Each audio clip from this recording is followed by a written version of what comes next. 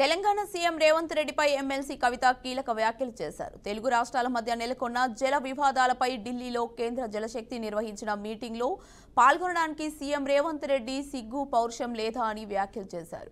బనకచెర్ల అంశంపై తాము చర్చకు వెళ్లేది లేదని సీఎం రేవంత్ రెడ్డి మొదట మేకపోతు గాంభీర్యాన్ని ప్రదర్శించారని, కానీ దొంగలు ఊళ్లు పంచుకున్నట్లుగా రాత్రికి రాత్రి ఢిల్లీకి వెళ్లి ఏపీతో చర్చల్లో పాల్గొన్నారని ఫైర్ అయ్యారు. పైగా సమావేశంలో ఏపీ సీఎం చంద్రబాబును, మంత్రి ఉత్తమ్ కుమార్ రెడ్డి సీఎం రేవంత్ రెడ్డిని ఎదుర్కొని పండుగ వాతావరణంలో ఒకరినొకరు సన్మానాలు చేసుకున్నారని కవిత మండిపడ్డారు. ఈ ప్రాజెక్టు బనకచెర్ల ప్రాజెక్టు ఒక కుట్రపూరితమైనటువంటి ప్రాజెక్టు, కాంట్రాక్టర్ల కోసం కడుతున్నటువంటి ప్రాజెక్టు, దాంట్లోంచి వచ్చేటటువంటి కమిషన్ల కోసం కడుతున్నటువంటి ప్రాజెక్టు.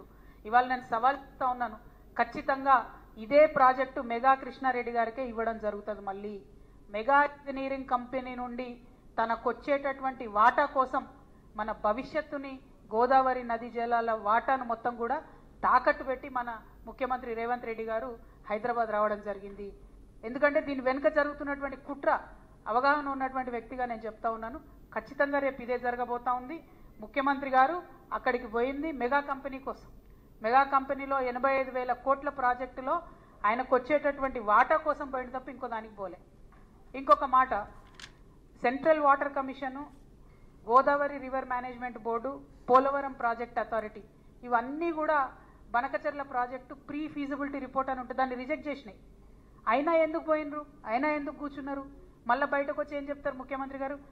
ఇదంతా ఉట్టిదే, అనఫిషియల్, ఇది అనఫిషియల్ మీటింగ్ అంటారు. అసలు అనఫిషియల్ మీటింగ్ ఎందుకు? మరి అనఫిషియల్ మీటింగ్ ఇద్దరు రాష్ట్రాల ముఖ్యమంత్రులు, ఒక కేంద్ర జలశక్తి మంత్రి ఉంటాడు, దానికి అఫీషియల్గా పిఐబి ఇస్తుందా రిపోర్టు? అంటే అఫీషియల్గానో అనఫీషియల్గానో మొత్తానికైతే చంద్రబాబు నాయుడు గారి ఎజెండా ఇంప్లిమెంట్ చేయడానికి పోయినరు తప్పితే ఇంకోటి కాదు. ఈ ప్రాజెక్టు బనకచెర్ల ప్రాజెక్టు ఒక కుట్రపూరితమైనటువంటి ప్రాజెక్టు, కాంట్రాక్టర్లకు